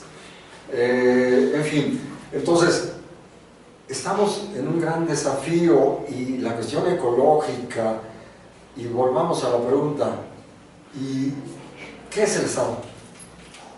¿Y qué es el derecho? ¿Y qué es la justicia? ¿Y qué es la economía? ¿Y qué es la cultura? ¿Y qué es la educación? O sea, todo proyecto de organización estatal, Platón, Aristóteles, y también Rousseau, y también Hegel, implica un proyecto pedagógico. Me platicaban cosas atroces que están sucediendo en Guerrero y en otros lugares. Ayer hablaba con una experta en educación, pues eso es un proyecto educativo. ¿Y qué significa la palabra educere, educar? Y claro, va el pedagogo que no comprende qué es el hombre y qué es un niño. Si algunos dicen, un niño es como un cachorro, no es cachorro. Es un ente en proceso de socialización y de espiritualización que tiene todas las conductas propias de nuestra dimensión animal, traviesos y todo lo que ustedes quieran. Yo fui un niño travieso, entonces yo sé qué es eso en mi experiencia empírica muy personal. Y recuerdo que algunos profesores ignorantes no comprendían a ese niño travieso, pero recuerdo que un profesor en cuarto año de primaria y el sacerdote del pueblo, el padre Clavel, decían: los niños traviesos son niños inteligentes, no se preocupen, hacen travesuras, pero algún día se les quita. Y el propio profesor Garcés me desafiaba: si no fueras tan travieso, valdrías lo que pesas. Y comencé algún día a ser tan travieso. Y los impulsos del niño viejo se convirtieron en impulsos de búsqueda filosófica y otras cosas más. Igual por ahí algunos amigos me dicen: y no dejas de ser un hiperactivo. Sí, pero el chamaco travieso de aquellos tiempos ahora se convierte en un hiperactivo filosófico y demás. E intento esa vitalidad de aquel chamaco convertirla en una vitalidad comunicativa, pretendo, no sé si lo logro. Y jóvenes, no les he formulado esta palabra, más o menos insinuado. Para mí la filosofía fue un desafío y yo vengo a desafiarlos a ustedes. Yo vengo a desafiarlos. Hoy los jóvenes necesitan ser desafiados. Eso que tenemos ahí en la realidad, en la calle, violencia, es un desafío. El desafío no lo inventé yo solo pronuncio la palabra desafío, porque la palabra desafío real está allá afuera. Y enfrentar ese desafío requiere de asumir el desafío filosófico, sin el cual no tenemos fuerzas para hacer lo que se hace allá, ni brújula. Ya les contaba la experiencia del PRD y les propuse, no querían teoría, ellos querían trucos para engañar. Y en sus trucos, los truculentos fabricaron esta tragedia turbulenta. Y la construcción de un futuro civilizado que requiere la refundación del Estado y la política, requiere de no andar con juegos turbulentos, sino tomar la vida en serio. Bromear de pronto en el ambiente adecuado, y igual, de pronto una broma hablando de filosofía para ilustrar, pero tomar en serio el desafío y tomar en serio los conceptos y los filosofemas, porque el combate, si pensamos en los griegos contra los medos y los persas, no era solo un combate de palabras. Y Alejandro podía decir todo se lo daba a mi maestro en la organización de su pensamiento, pero ese pensamiento tenía que convertirlo en combate y con la espada. Y cuando uno ve, hay excelentes videos sobre cómo estuvieron esas batallas, las han reconstruido ahí de Alejandro contra los persas, pues era Aristóteles contra aquellos, los que estaban vía Alejandro y sus ejércitos, vía las espadas y los carros de guerra. Y esto que tenemos enfrente es más o menos el equivalente. La barbarie bestial del capital tiene que ser enfrentada con las grandes herramientas sólidas, profundas y filosas de la filosofía. O no habrá futuro. Quizá valdrá la pena repetir, el pragmatismo es la maquinita para reproducir lo existente. Seamos pragmáticos, reproduzcamos lo existente. Eso hizo el PRD, eso han hecho muchos, muy pragmáticos. Fabricaron más de lo existente. Y lo vamos por todo el mundo. No nos gusta ese producto, necesitamos hacerlo de otra manera. En el camino de vacas no hay salida, entonces tenemos que desandar ese camino y buscar los verdaderos caminos, civilizados, civilizatorios. Y hay que recordar que caminante en el camino, a priori, pero el camino para construir o reconstruir lo civilizado es un camino de libertad. Los caminos de esclavitud y de justicia ya están probados. Los caminos de barbarie ya están identificados. Por esos caminos serán los mismos resultados, los mismos destinos. Vas a contar que, inventando por frases con pretensiones pedagógicas con la gente del PRD, yo les decía, el mismo método es el mismo camino, y el mismo camino es el mismo destino, el mismo resultado. Ahí está el resultado. ¿No les gusta? A mí no me gusta. No podemos recorrer Acapulco, Cuernavaca, las playas, las pirámides, las zonas arqueológicas con la seguridad que podíamos hacerlo hace 20 o 30 años. Los jóvenes no pueden recorrer como nosotros en el 68. Estaba el ejército en cierto momento, pero había regiones de la ciudad donde podías caminar con toda seguridad. Ya no. ¿Qué fue lo que causó esto? La lógica capital neoliberal. La confusión de lo público y lo privado, la confusión de la sociedad política y la sociedad civil, del derecho público y el derecho privado. El empirismo como pretensión de la posmodernidad, para ponerlo. Olvídate de la filosofía, eso no sirve absolutamente para nada. Seamos pragmáticos, ahí está el resultado. La posverdad, claro, posmodernidad, post-ciencia, post-verdad, post-ciudadanía, post-justicia, post-libertad, post-humanidad, post-civilización. Post-ética y post-moral, claro, ahora todo se vale para los postmodernos. Y aquí encontramos, podemos hacer una crítica de la moral, de la ética, de la política, del Estado. Sí, pero todo esto ha sido parte de aspectos del proceso, momentos del proceso civilizatorio. Requerimos también de moral, de ética y de religión para reconstruir la vida civilizada. Religión, Goethe lo recupera por ahí, Freud y otros. El que tiene ciencia y filosofía ya tiene su religión y arte. El que no tiene eso, por lo menos que tenga religión. Entonces, lo he comentado, cuadratura del círculo filosófico, pero implica también volver a cuadrar la moral, la ética, la religión, la teología, la educación, la paideia. Es un gran desafío que tenemos.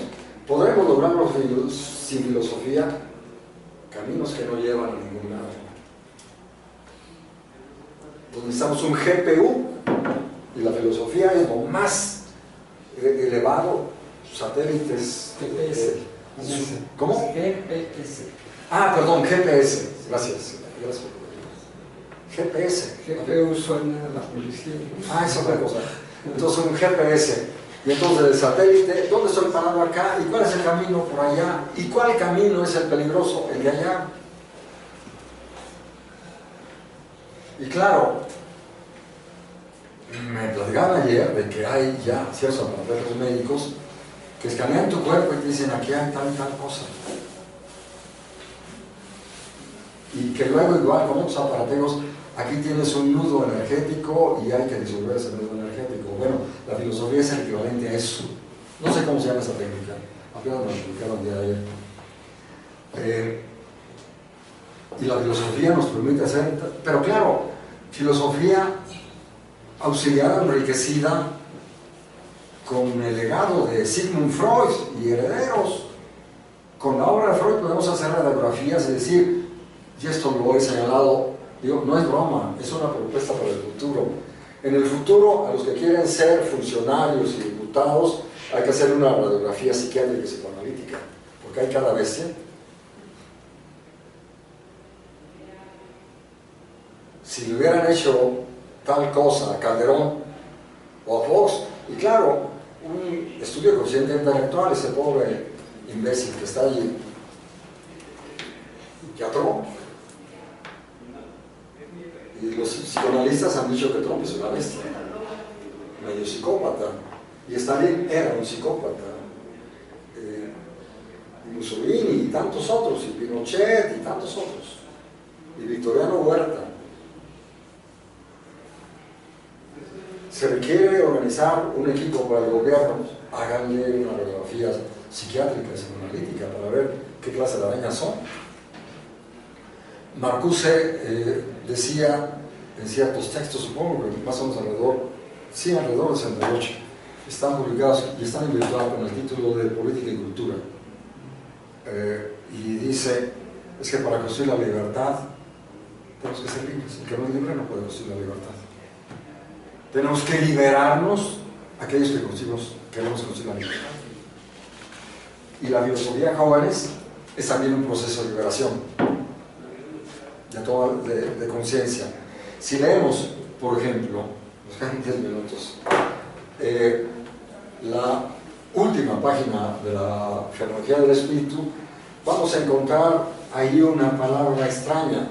Lo traducen mal como recuerdo. Si vemos en alemán, dice Erinnerung, es reinteriorización. El que va a psicoanálisis no solo recuerda, sino se clava en las profundidades de su devenir y va a analizar sus sueños, etcétera, y a identificar sus fuentes de neurosis y sus traumas, y de pronto cae el 20 y entiende uno, y ese por fin ya entiendo, no es por complicar, el proceso ya más serio de trabajo psicoanalítico, alguna vez soñé con mi abuelo materno, y yo al sueño, soñé que mi abuelo. ¿Y qué sabe su abuelo? Contame, pues. Y mi abuela me dijo esto, y la gente que conoció, tal y tal. ¿Y cómo se llamaba su abuelo? Ahí me cayó el 20. Félix, ¿por qué soy como soy? Porque me pusieron el nombre de mi abuelo. O sea, cuando te ponen un nombre, te ponen un sello, y eso pesa en tu destino. Es lo que dice Sartre. El proyecto. Entonces, el proyecto se está constituyendo por el proceso que vives con tus padres, pero ese proceso empezó antes de que nacieran tus padres. Es un proceso de orden cultural, espiritual. Y entonces, te dan un lenguaje, te dan una serie de historias, porque yo hablaba con mi abuela de niño, me explicaba múltiples cosas, y vas logrando tu propia identidad como ente histórico y religioso, y tu familia, y muchas cosas, y tu clase, por supuesto. Y claro, religión implica ciertas grandes reglas éticas, en fin. Y entonces uno se puede preguntar desde la psicoanalítica, ¿por qué soy como soy? ¿Por qué has devenido de esta manera? Entonces, si el saber absoluto, dice Hegel ahí en esa página, no se reconoce en su devenir, no se comprende. Si la filosofía no sabe qué es lo que es porque ha devenido de tal manera, no se comprende. Si la filosofía se reconoce en ese devenir y sabe que cada momento de la historia de la filosofía ha sido momento de su propio proceso constitutivo, entonces sabemos que la dialéctica viene de este largo devenir, desde los griegos. No sé si me entiendes. Sí. Quería preguntar, esto emparenta un poco con la visión vitalista, por ejemplo, de Ortega, porque Ortega lo que dice... Ortega le dio a Hegel. Ortega lo que dice es que el hombre son circunstancias, claro, y además no son circunstancias comunes, son circunstancias históricas. Y sociales, y políticas, y estatales, y educativas, y religiosas, y éticas. Entonces, dentro de la formación, porque yo, bueno, lo que he estado como viendo así muchos pensadores, incluyendo, yo ahorita he estado trabajando en lo que se llama Gunther Anderson, que fue el esposo de Hannah Arendt. ¿Ah, sí? No sé si lo has leído. No. Es que Gunther Anderson, y lo trabajé para lo que estaba trabajando, en el trato institucional, habla de la responsabilidad sistémica. Entonces, la responsabilidad sistémica sería, aunque no nos demos cuenta, somos responsables de lo que la sociedad hace. Y tiene que ver, por ejemplo, él tiene dos ejemplos que son muy buenos. Uno es la parte que creo que trabajó con Hannah Arendt el asunto este de Auschwitz, que no quisiera entrar. Y tiene un libro muy famoso, su libro más famoso, es sobre una entrevista sobre el tipo que tiró la bomba en Hiroshima, que es toda una tragedia, o sea, es una tragedia personal de eso. Es una gente que, digamos, pues carga en su conciencia todo este tipo de cosas, cuando en realidad lo mandaron. Cuando en realidad lo mandaron y cuando en realidad era un militar, ¿no? Incluso hay ¿cómo se llama? Un acto de una carta de la gente de Hiroshima que le manda al piloto y le dice, ya no se sienta mal o algo así. Dice, nosotros sabemos que usted no lo hizo realmente, pero sin embargo, bueno, lo hizo, lo ejecutó, pero en realidad él no es tan responsable. No lo decidió, lo mandaron. No es tan responsable. Entonces ahí, en esto que es la responsabilidad, ¿cómo se llama? Sistémica, él dice, somos irresponsables porque no vemos directamente las afectaciones de los muertos. Porque para nosotros ver dos muertos quizás cercanos es mucho más impactante que saber que hay 300.000 muertos en el mundo. Sí. Y entonces este es uno de los problemas de la ética sistémica, ¿no? que tenemos los seres humanos, es decir, es una especie como de responsabilidad, una responsabilidad que tenemos Y esto creo que viene también de Aristóteles, porque somos incapaces de impedir que se haga. Esa es un poco la visión. Pero bueno, regresando un poco a lo de Ortega, ¿no? Están conectados. O sea, yo lo que veo es que en la escuela, digamos, de Husserl hacia adelante, son filósofos diferentes, pero hay conexiones, ¿no? Sí, hay Nietzsche, conexiones, sí. Heidegger, el propio Gadamer, ¿no? Son parte como de un, ¿cómo se llama? De un conglomerado filosófico que ha venido como reflexionando el mundo, ¿no? Y entonces Ortega no tiene tanto que ver con esta situación del vitalismo, ¿no? O sea, él cifra una filosofía que es la filosofía vitalista, ¿no? Entonces, bien, Ortega estudió en Alemania, Ortega le dio a Hegel y claro, toma una serie de conceptos. Entonces, sí, leí primer semestre de la carrera, recuerdo con el profesor Ortega. Yo sabía mis circunstancias. ¿Qué son tus circunstancias? En la vida estatal, social, económica, cultural, religiosa, institucional, familiar. Hay un buen texto de Adorno por Heimer, que fue un conjunto de conferencias que dieron más o menos en el año 56 en alguna radio alemana y que lo convirtieron en un libro que a lo mejor saqué en la biblioteca, posiblemente estuviera en virtual, que se llama simplemente La Sociedad. Y entonces capítulos: sociedad, individuo, familia, grupo, masa, en otros libros, clase, cultura. Entonces, estamos como individuos condicionados por esos conjuntos de circunstancias que más o menos acabo de referir, que están interactuando y entonces somos lo que somos por todo esto, en su historicidad. Pero claro, eso no anula nuestra singularidad, porque podemos observar en la familia, nosotros fuimos 9, y algunos primos 12, y algunos primos de mi esposa hasta 15. Y entonces, cuando vieron mis padres, los vemos, y sí, tenemos mucho en común, pero tenemos muchas diferencias. Es decir, lo que Hegel desarrolla ahí en la lógica, el individuo es un universal mediado por las particularidades, dicho de manera rápida, y esas particularidades son ese conjunto de circunstancias que, por ejemplo, Wittgenstein en el análisis del carácter, Marcuse más o menos lo diría en el mismo sentido. Y entonces tu individualidad ha sido también producto de un conjunto de traumas que se dieron en tal y tal circunstancia, edad, condiciones e individuos traumantes. Podemos poner múltiples ejemplos. Entonces, cada uno de nosotros como individuo, tal vez hijos del mismo padre y madre como mis hermanos, pero hay una serie de experiencias singulares que son los que marcan y hacen tu singularidad, lo cual no anula la particularidad y la universalidad. Hablamos de un lenguaje universal, podemos decir somos mexicanos y otras cosas más.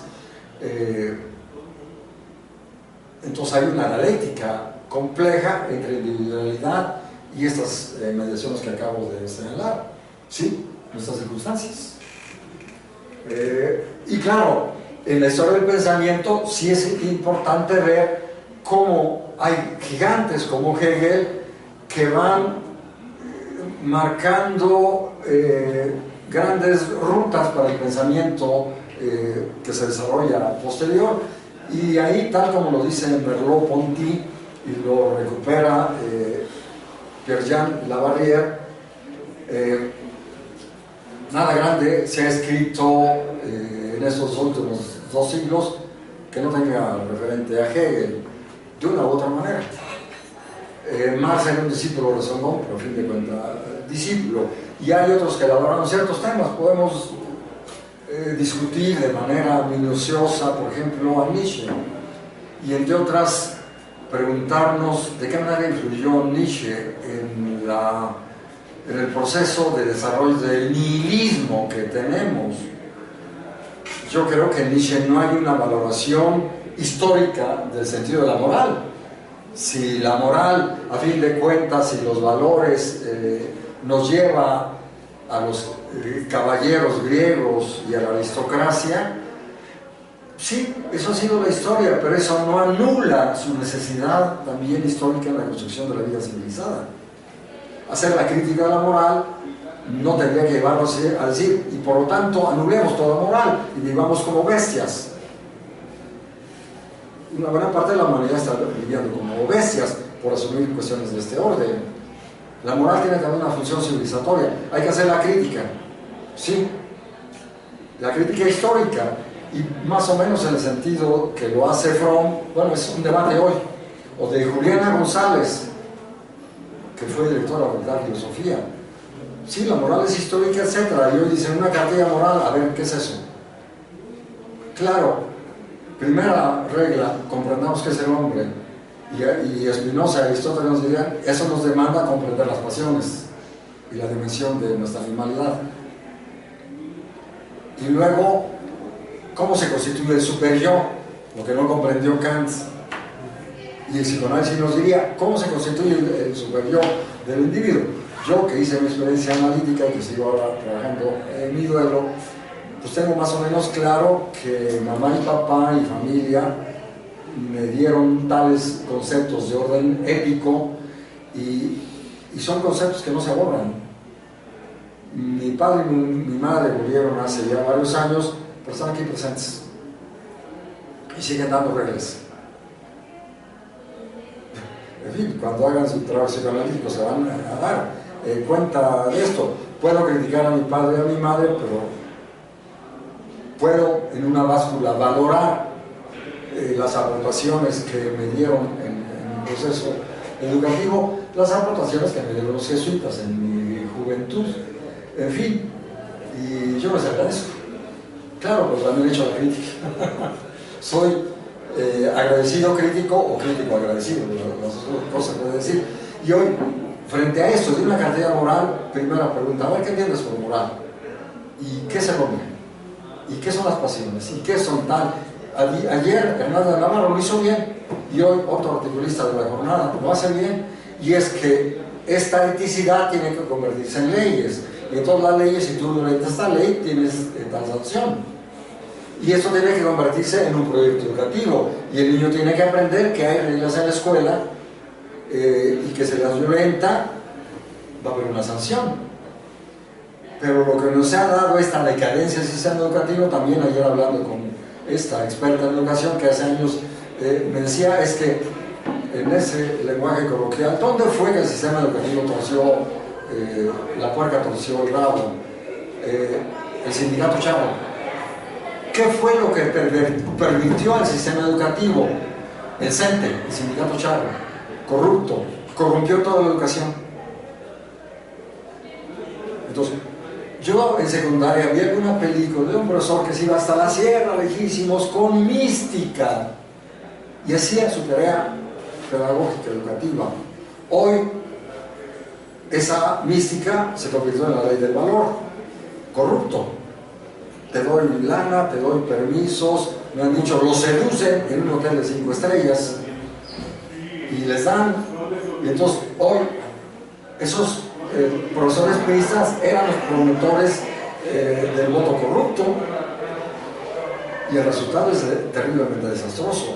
El sistema educativo está hecho un desastre, obra y gracia del PRI y del sindicato.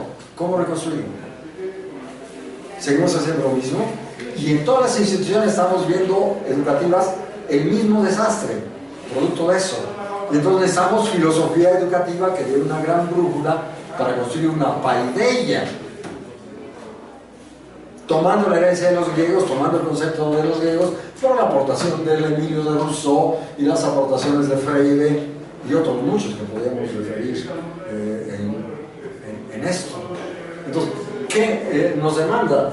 Pues necesitamos apropiarnos de todas las grandes aportaciones de la pedagogía para poder formular un proyecto pedagógico para esas condiciones terribles. ¿Cómo vamos a reeducar a los sicarios y a los narcos? Es una tarea. sumamente compleja. Si ya algunos de ellos a través de la droga destruyeron regiones del cerebro y se desde niños los fueron encauzando, los niños de la calle, a todo se vale, y las niñas se paran en la esquina y acaban sidosas, todo se vale, los niños atracan y demás, producto de un sistema capitalista neoliberal que los avienta a la calle. Pues, si no identificamos, sí, esto es un sistema monstruoso, y la ley del valor, que es Hegel, cuando sustituimos el derecho público por el derecho privado, la sociedad política por la sociedad civil, y entonces le llamamos política al negocio, más bien anulamos la política, el derecho público y el Estado, y todo lo convertimos en negocio, pues entonces todos somos mercancías. Y entonces secuestramos, asesinamos, robamos, etcétera, porque es negocio. Y entonces el que no tranza no avanza, y entonces, claro, hoy le llaman a esas carreras negocios. Y sin duda la gran regla del negocio, todo se vale con tal y acumular oro. Y el Dios es el Dios áureo, el Dios oro, que sustituye a Jesucristo y a todos los otros dioses. El Jehová, Dios autoritario, pero había ciertos aspectos civilizatorios de justicia, de aquello. Y para el Dios oro, lo único que vale es la ley del valor. Y con Hegel vemos otras dimensiones que no ven ni los materialistas, ni los economicistas, ni los neoliberales, ni los capitalistas. Vemos dimensiones de la vida ética. Y podemos valorar que esas dimensiones aportaron el proceso civilizatorio. Y que sin esas dimensiones civilizatorias no hay vida civilizada. Espero por lo menos despertar inquietudes en todos estos ámbitos de lo que acabo de señalar, pero todo esto nos remite a la filosofía. Y con Sartre, este mundo se ha construido con el empirismo, el positivismo. El resultado es el que vemos. Queremos un mundo diferente, necesitamos una filosofía diferente. Y no es que vamos hoy a inventar la filosofía, ya está esta filosofía y la tenemos disponible. Lo único, vamos, quizá valga la metáfora, yo no sé si lo he comentado. Alguna vez me engañaron en una playa vendiéndome por oro un pedazo de metal, y cuando llego y digo, oye papá, el dedo y saliva, me dice, hijo, te tomaron el pelo. A ver, explica, el oro no se oxida, y esto es oxida. Así identificas el supuesto oro chafa del verdadero oro. Y otra vez le llevaron a mi padre una piedra que me dice, era diamante, y le dijeron, por favor vea qué es esto. El hombre no sabía lo que tenía en las manos. Ya no tiene sentido hablar de la historia, pero podemos tener diamante en las manos, si no sabemos identificarlo, lo tiramos. Nos dan un pedazo de metal chafa, me han dicho que en Acapulco le toman el pelo a los turistas de la misma manera que a mí me lo tomaron, con un salivazo. Entonces, hay pseudofilosofías chafas, hay pensamiento chafa. El pensamiento postmoderno es un pensamiento chafa. El positivismo, el estructuralismo es un pensamiento chafa. El pretendido marxismo soviético es un pensamiento chafa. La dialéctica es diamante. Espero que esas metáforas ayuden a valorar, pero la herramienta es una herramienta de pensamiento agudísima y profunda, que tiene las múltiples cualidades que he tratado de decir con bromas. Tiene filo, es el martillo para forjar, pero repitamos, quizá la metáfora ya no lo sé, pero para cuadrar el círculo o circular el cuadrado, o para hacer herraduras o cosas de estas, se necesita el fuelle, la fragua, donde haces elevar a altas temperaturas el carbón y el hierro, y puedes hacer múltiples cosas, pero necesitas una fragua. Y luego, no me gusta ahora Yunque por este desprestigio que han hecho la extrema derecha, pero el verdadero Yunque, y permite, y haces lo que hacen a lo largo de la historia los herreros, hacen cosas maravillosas, artísticas.